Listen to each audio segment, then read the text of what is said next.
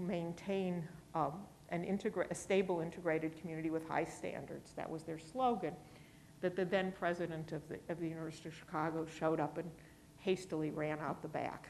I have never, it's a great disputed anecdote in Hyde Park history, but it almost has a life of its own as a story, and a story that was greatly believed. But the university administration certainly was not in support of the early efforts that were made to open the community to black families. Although many, again, in the book I talk about Sarah Spurlark, who was one of the first blacks to buy in a white part of Hyde Park in 1947, and she was in Hyde Park because of the University of Chicago. Her father had actually been a graduate student there not long after the turn of the century, and she also came to the University of Chicago to study. The question was, is that 57th Street bookstore Woodworth's? I am possibly the biggest local historian of local bookstores you could have encountered. Woodworth's bookstore, tragically, is a branch of the Hyde Park Bank today, a dreadful misuse of retail space. Who needs a bank in an attractive street-level building? 57th Street Books was Staver's bookstore. Okay, so 57th Street came in where Staver's was. Woodworth's became for a while O'Gara's. This is a question of, realize, of no interest to anybody else here, but I know this and I'm determined to get it out there. So you'll just have to bear with us. Woodworth's bookstore became O'Gara's until he moved down the street and that stupid bank took over the space. Not that I have an opinion on the subject. Anybody else? Yes, ma'am? What would you say are citizens' groups in Hyde Park today? What are they trying to do? What would I say are citizens' groups in Hyde Park today, and what are they trying to do? Well, they're very diverse. Some of them are pretty wacko.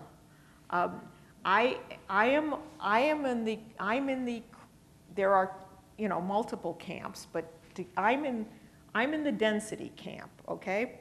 I think that the neighborhood desperately needs more density. I think that urban renewal went way too far in reducing the density.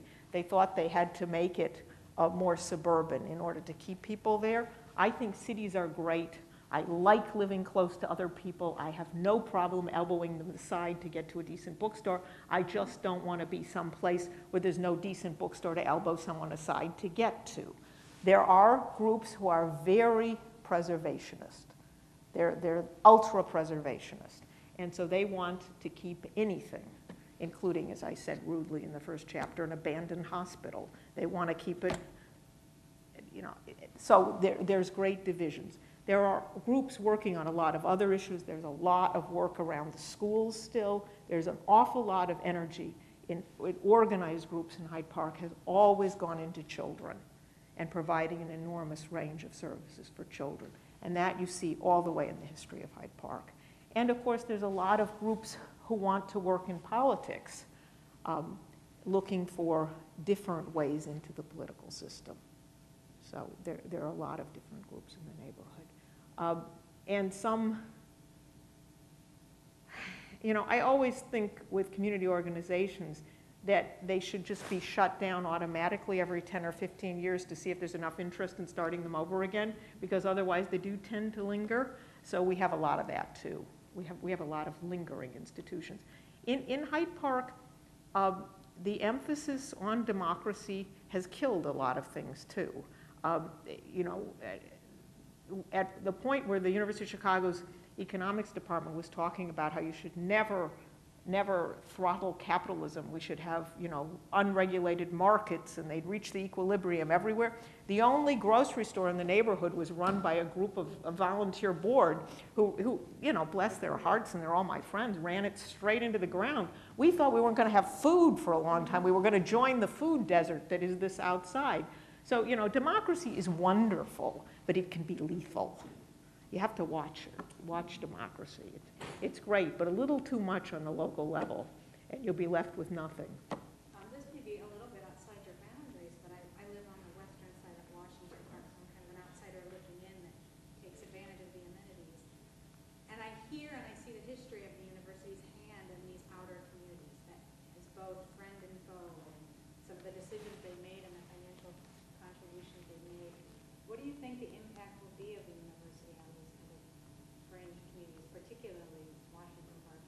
I think the future of Washington Park is not going to be decided by the University of Chicago.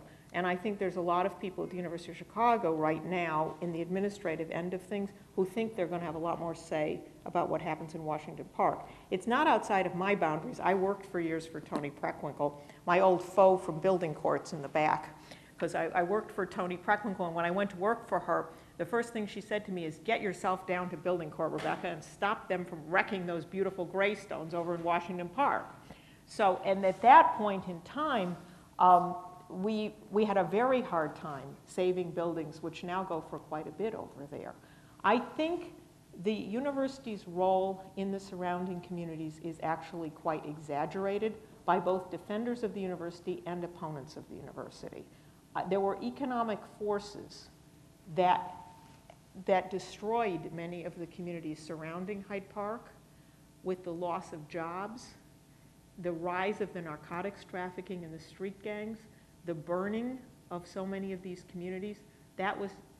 There is no, in fact, strategic investment the university could have made in those communities that would have made a difference if there had been a large group of anchor institutions that wanted to stay.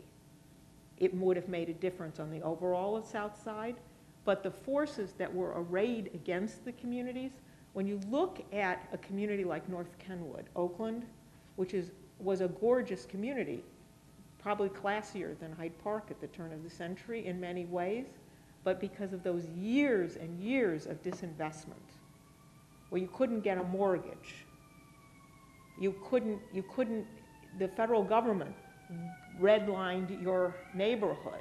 I mean, these are forces well beyond. If you live in Hyde Park, you tend to think the University of Chicago is very important. It's like when you're a little kid and you live at home and you think your parents are very important, which is a good thing. You need to be thinking that so you can grow up properly. But the view of the University of Chicago as being all powerful in those communities, I think, is quite wrong. And it's also, just parenthetically, when I tell people I'm from Hyde Park, I get two totally different reactions depending on where people are from. If they come from the North Shore, they say, how do you stand it? The crime is so great. Aren't you afraid? And you go, oh my God, it's 3 police forces tripping over each other. If we have any crime, we have to report it 6 times just to keep our spirits up and continue to feel urban. If you tell someone who lives in Lawndale you live in Hyde Park, they say, oh my God, it must be nice. You can walk everywhere, and they have so many restaurants and so much shopping, and they have the amenities. I mean, I came right out and said in the book, if white people say you live in Hyde Park despite the lack of amenities and the crime, and black people say they live in Hyde Park because of the amenities and because it's so safe. It depends on what your starting point is on issues like that.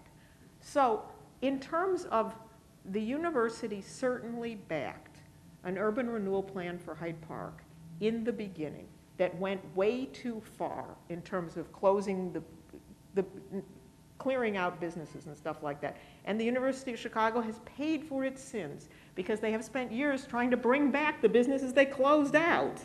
And it's a lot easier to close them out than tear the buildings down than to bring them back. It turns out it's harder. So they were, and what I always say though, is at the time, that's what all the planning experts told them they should do. There were no defenders of the vitality of urban neighborhoods. People didn't talk about walkability and how much fun it is to be able to shop on foot and all the rest of that. So when we look back at that and we say, how could they make these stupid decisions? Somebody will assess our decisions in a very similar tone. You've got to remember that. That's just my feeling about that. Ivan, my publisher is asking me a question. I thought you read the whole damn book. Several times. I'm reassured to hear that. Do you think that Obama could have come out of any other Chicago neighborhood? No, because where the hell could he have lived? I mean, the black elite lived in Hyde Park for a long time because they could have amenities. There were enough of them there that they counted for something. They could have, when they started to be able to move into other neighborhoods, I mean, literally be able to buy and move into other neighborhoods, there wouldn't have been enough people to have a community. So it was a community that offered him a place to live intellectually. He wanted to be near the University of Chicago. He liked that. If you look at the people in Hyde Park, the thing that I notice about them is that all of them could have been his mother. She was a Hyde Parker. That woman was a Hyde Parker. She spent forever finishing her dissertation. It was too long to publish. She married a guy she met off doing field work. How many people in Hyde Park did that? I couldn't tell you how many people I knew growing up who'd married a guy they met doing field work. So, I mean, that was the right community for him from that perspective, from the social and the intellectual side, but it also provided a political opportunity. You would have access to large amounts of Southside black voters, but you'd also have all these nutty white Jews who would help you get elected and do all your petition challenges for you and all the rest of it. Alan Dobry and his wife knocked everybody off the ballot for Obama's first time. Outside of Hyde Park, who would have done that for him? He was instantly appealing within Hyde Park, and he was following a path to the Senate. Where else could he have followed a path to the Senate where the other intellectual, well-educated black senator had come from 3 blocks down, Harold Moseley Braun? I mean, a lot of people had trod a lot of paths for him, which is not to take anything away from his accomplishment. He went further than anybody else did. But there were people moving that direction for a long time. You can go back to someone like Earl Dickerson, came to Hyde Park in 1948. That was he was a brilliant black attorney who, when he graduated from the University of Chicago Law School, could not get a job anywhere and had to make his own job and make his own way politically. So no, I don't think he could have come out of any other Chicago neighborhood. Not the way that he came out of Hyde Park. Not with us providing a base for him and working so hard to help him get launched in politics. I mean, he got well past the point where he needed us rather quickly. You know, he moved on. But in the beginning, yes, he needed Hyde Park. That would be my position on that. Yes, sir, ma'am. I can't see anything. Oh, Carolyn, Yeah, my I'm God. sorry, I missed the beginning. My old neighbors are showing up in force tonight. I just wanted to reiterate that growing up, well, I lived in Hyde Park from 1976 to 92, and I feel more guilt now as a lapsed Hyde Parker than as a lapsed Catholic. So it wasn't just Jews who were walking around. But I wanted to say that I never knew till they walked through the door what color my daughter's friends were. And if they were black, their fathers could be judges or janitors. And my daughter, who's now doing very well in the army, I think she's got a Bronze Star in Iraq, said that growing up in Hyde Park enabled her to live anywhere and with anybody. And that was an extraordinary gift that we gave her to. I think that's lovely. Mr. Canty, do I have to repeat that? Thank you. Because it was very heartfelt, and I don't think I could do it as well as you did. We lived in the same condo. I'm just adding that as a little historical footnote there. In Hyde Park, I'd have been savagely assaulted by now.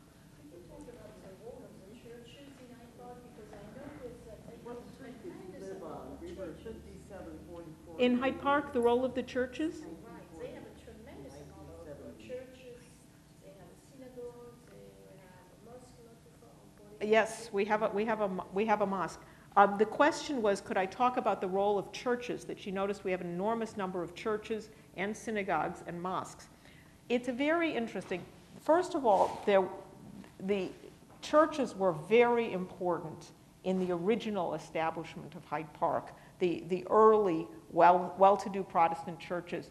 The University of Chicago collected around it the Protestant seminaries, many of them, and people forget that William Rainey Harper was absolutely